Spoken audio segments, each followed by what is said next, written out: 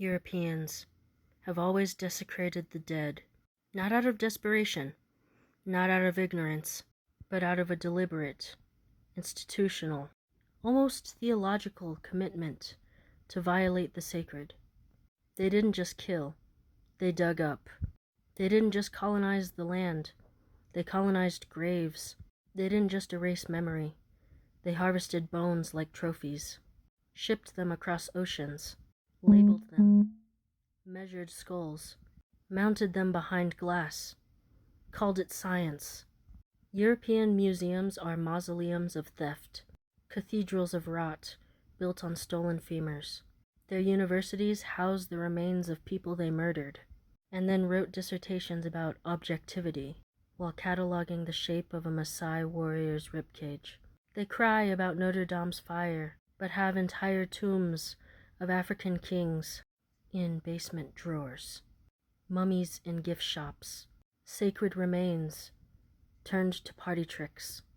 They exhumed ancestors to prove supremacy, displayed skeletons to mock civilizations older than their gods, carved up tombs in Egypt, looted entire necropolises in Peru, ground up bones in Kemet, and sold it as mummy powder for medicine and makeup. Yes, makeup. They wore the pulverized flesh of sacred dead on their powdered faces and called it elegance. They turned burial grounds into botanical gardens, sacred groves into golf courses, slave cemeteries into parking lots. Desecration wasn't a side effect. It was policy.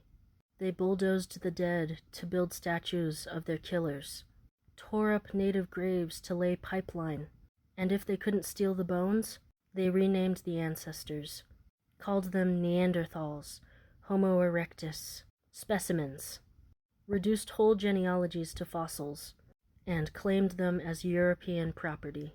Where others built shrines, they built cabinets. Where others offered prayers, they offered scalp bounties. This is not a metaphor.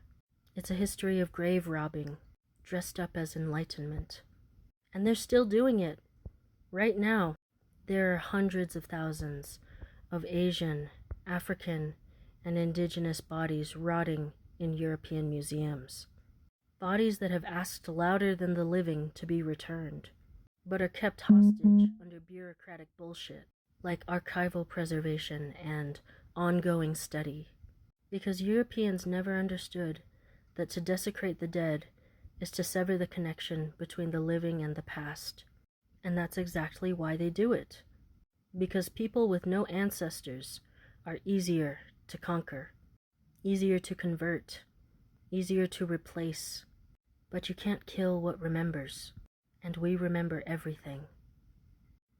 Cope.